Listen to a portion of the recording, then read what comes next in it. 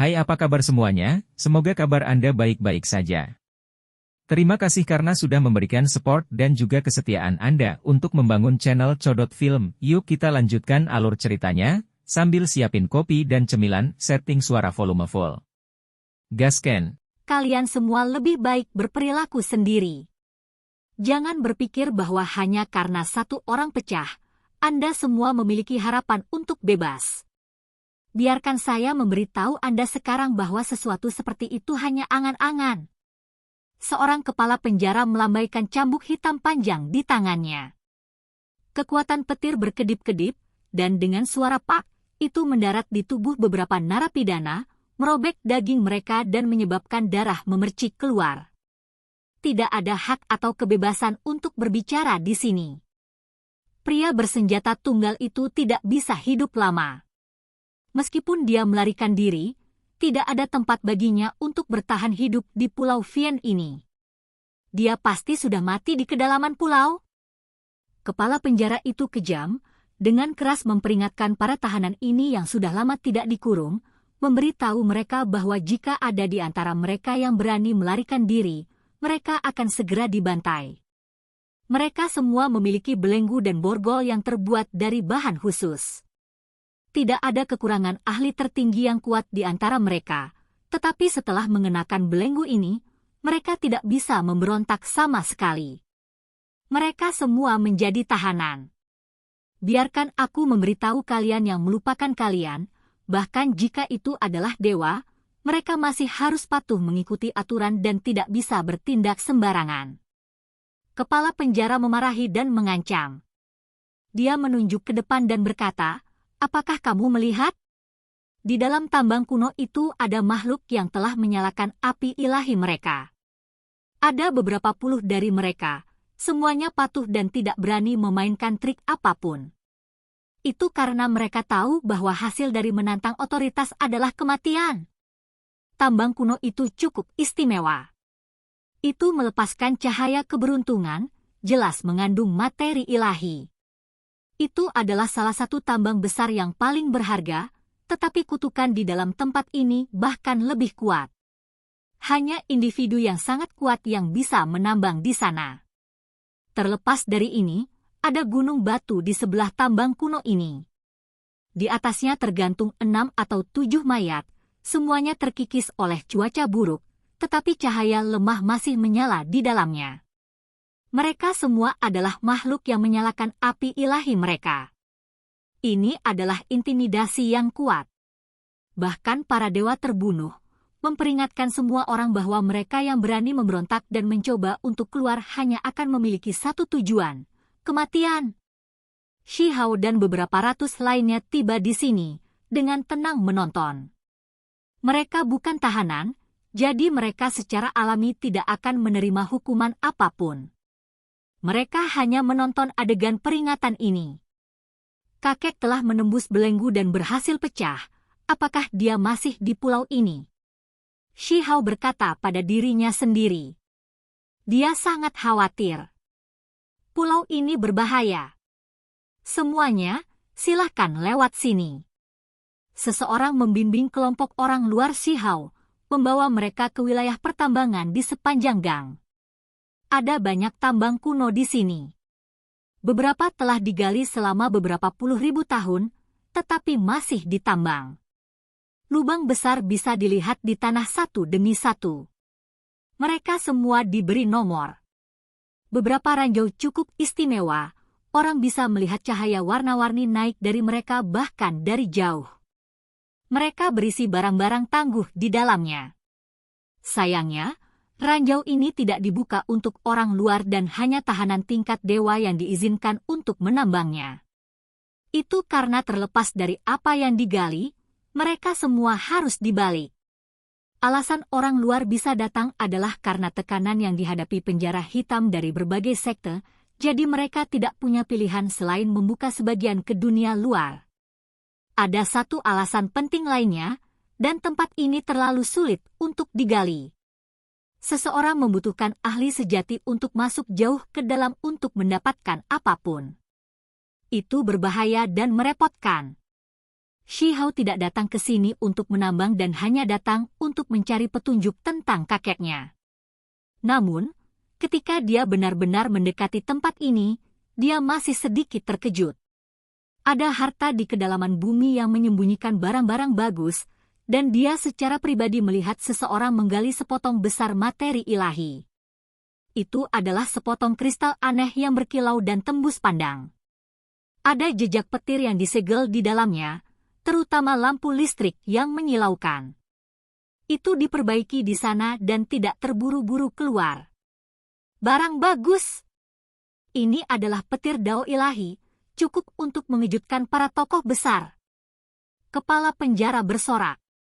Dia memerintahkan seseorang untuk mengambilnya dan dengan hati-hati menyegelnya di dalam kotak berharga. Pulau Vian berada di bawah kendali beberapa kekuatan besar. Yang paling kuat di antara mereka adalah Gunung Abadi, yang mampu mengarahkan semuanya di sini.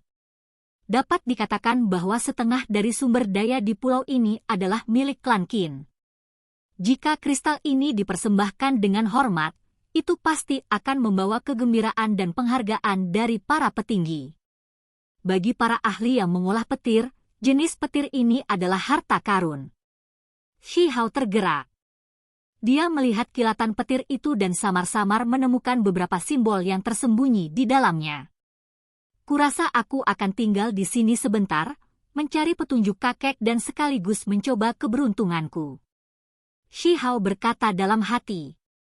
Dalam setengah bulan berikutnya, Shi Hao memasuki tambang kuno dan mulai berpartisipasi dalam penggalian. Hanya ketika dia benar-benar mulai, dia mengerti betapa menakutkannya pulau ini. Hanya ketika dia memasuki kedalaman bumi, seseorang akan terinfeksi oleh kutukan.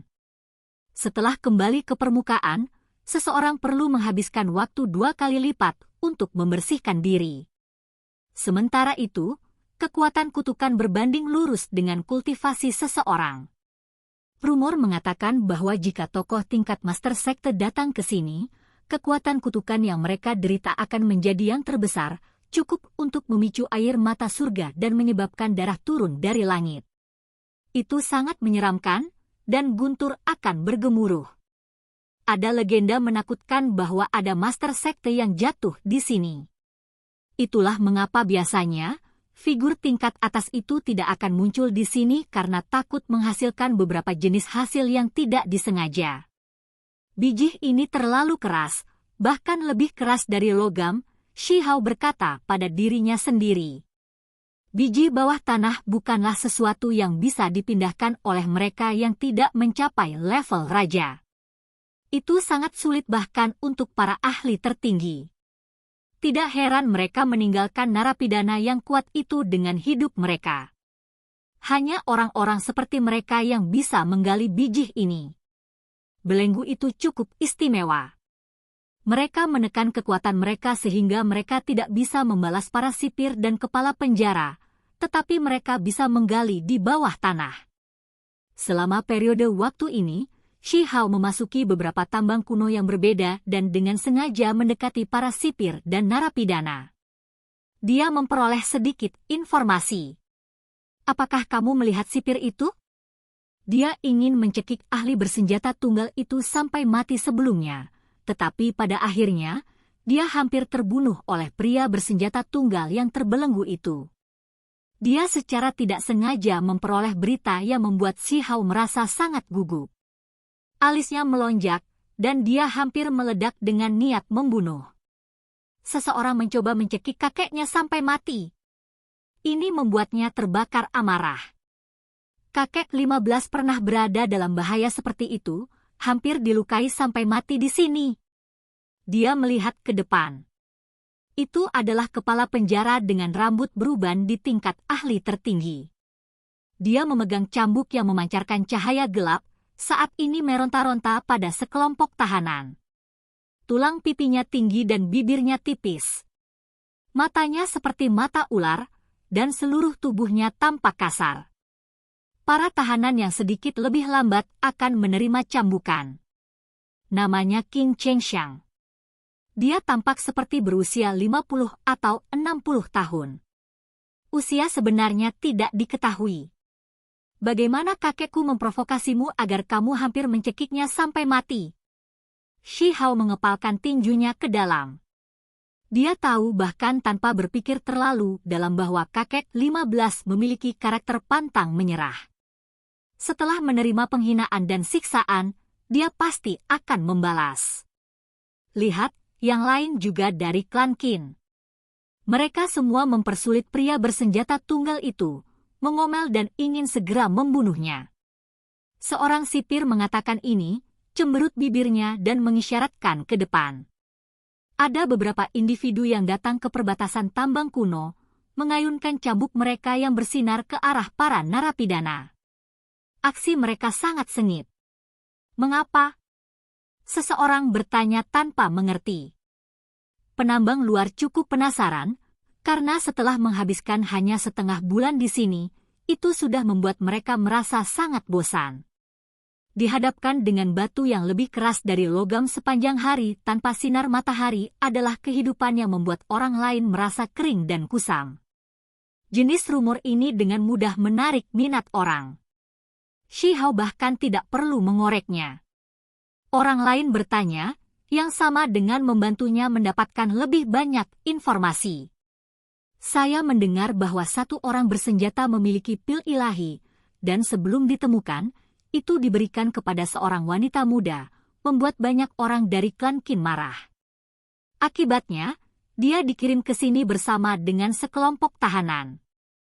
Kata sipir dengan lembut. Dia berasal dari kekuatan besar lain yang tidak begitu cocok dengan murid-murid klan Qin, jadi dia berani membeberkan informasi ini. Shi Hao tetap diam. Dia telah lama mendengar di alam bawah bahwa ketika kakeknya keluar dari tanah terlarang hutan hitam, selain mengeluarkan artefak magis ilahi, dia juga memperoleh pil ilahi yang bernilai mencengangkan. Penatua membawa pil ilahi yang langka itu dengan penuh semangat kembali ke negara batu untuk meminta Shi Hao memakannya, tetapi pada akhirnya, dia benar-benar kecewa. Setelah sekian lama berlalu, kakek 15 masih membawanya bersamanya, membuat Shi Hao merasakan kehangatan, tetapi juga semacam perasaan tercekik, serta sensasi kepahitan. Kakeknya kehilangan lengan, jadi jika dia memakan pil ilahi itu, dia pasti bisa menumbuhkan yang lain, namun dia enggan melakukannya, meninggalkannya untuknya sepanjang waktu. Rumor mengatakan bahwa Qin Chengxiang memiliki cucu yang tangguh, seorang jenius yang sangat terkenal di klan Qin bernama Qin Mu. Pil ilahi justru ditemukan olehnya. Tak perlu dikatakan, Qin Chengxiang merasakan kebencian yang besar karena ini. Jika cucunya memperoleh pil ilahi itu akan memperkuat fondasi daunnya dan membiarkan kultivasinya meningkat tajam. Bukankah itu konyol? Klan Qin ingin mencuri pil ilahi orang lain, dan bahkan memperlakukannya seperti tahanan dan mengirimnya ke sini. Qin Chengxiang bahkan melakukan balas dendam jenis ini, ingin mencekik orang bersenjata itu sampai mati. Itu terlalu berlebihan. Seseorang menggelengkan kepala, merasa itu tidak adil untuk kakek 15. Adapun Shi Hao, dia menahan amarahnya, menenangkan suasana hatinya sendiri. Matanya sangat dalam. Dia melihat ke arah Qin Chengxiang dan beberapa orang lain yang tidak terlalu jauh. Apakah pil ilahi dimakan oleh Hamen? Di mana dia sekarang? Shi Hao bertanya dalam hati dengan suara pelan. Pria bersenjata tunggal itu adalah satu-satunya yang berhasil pecah dalam 100 tahun. Bagaimana tepatnya dia melakukan hal seperti itu? Seseorang tidak bisa tidak bertanya. Dia menggali sesuatu yang menakjubkan, dan ketika itu digali, cahaya cemerlang bersinar, menerangi seluruh tambang kuno. Pria bersenjata tunggal itu juga menentukan, langsung melahapnya. Sipir penjara merasa bahwa itu sangat disayangkan, tetapi terlebih lagi merasakan kecemburuan yang tak ada habisnya. Hal macam apa itu sebenarnya? Semua orang bertanya. Aku tidak tahu. Bagaimanapun, setelah dia memakannya, seluruh tubuh pria bersenjata itu bersinar, dan belenggunya langsung patah. Dia meletus dengan kekuatan dan hampir menampar Qin Chengxiang dengan busuk. Dia kemudian membantai jalan keluarnya. Kakek 15 melepaskan pembantaian besar, membunuh beberapa lusin ahli klan Qin dan melarikan diri dari wilayah ini, memasuki kedalaman area berbahaya. Kemudian, dia tidak pernah terlihat lagi. Bagaimana dengan gadis yang memakan pil ilahi? Apakah dia tidak dikirim ke Pulau Vien? Seseorang bertanya. Dia tidak. Dia tetap di Gunung Abadi. Dengan demikian, Shi Hao mengerti apa yang terjadi, dengan lancar memperoleh informasi tentang kakeknya Danamen. Gelombang kemarahan membara di dalam hatinya, yang melonjak dengan intens. Dia awalnya akan segera meninggalkan tempat ini untuk setengah lainnya, daerah berbahaya sebenarnya dari Vien Island, tapi dia menahan dorongan itu untuk sementara. Kalau tidak, itu akan muncul agak terlalu tiba-tiba. Setelah memahami bahwa mungkin ada harta yang tidak biasa di sini, Shi Hao juga tergerak. Dia telah menggunakan 2 murid berkali-kali sebelumnya dan mengoperasikan kekuatan dewa simbolnya hingga batas untuk menyelidiki tempat ini. Benar-benar ada harta yang luar biasa. Beberapa hari kemudian, setelah Shi Hao memasuki kedalaman tambang lama, dia menggunakan murid ganda lagi. Ketika dia dengan hati-hati mengamati tempat ini, dia menemukan pertanda baik yang menakjubkan. Di bagian paling dalam dari lapisan batu, ada cahaya yang bahkan lebih cemerlang dari matahari. Itu memancarkan cahaya, seolah-olah akan membutakan murid ganda itu. Barang macam apa itu? Shi Hao sangat terkejut. Dia menyadari bahwa dia telah menemukan harta karun langka dengan murid ganda. Itu harus sangat menantang surga. Setelah hal semacam ini digali, kemungkinan besar akan memicu sensasi yang luar biasa.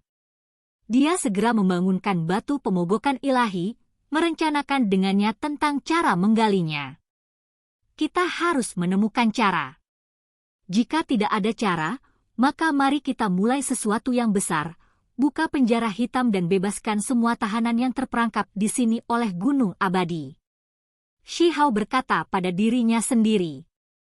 Dia sudah mengerti bahwa ada banyak tawanan yang dipenjara di penjara hitam yang sebelumnya menentang Gunung Abadi. Jika dia membuka tempat ini, itu akan menimbulkan badai besar. Rumor mengatakan bahwa ada beberapa dewa sejati yang ditekan di penjara hitam. Oke guys, jangan lupa like, comment, share, and subscribe di channel Codot Film. See you next video, peace out and bye-bye.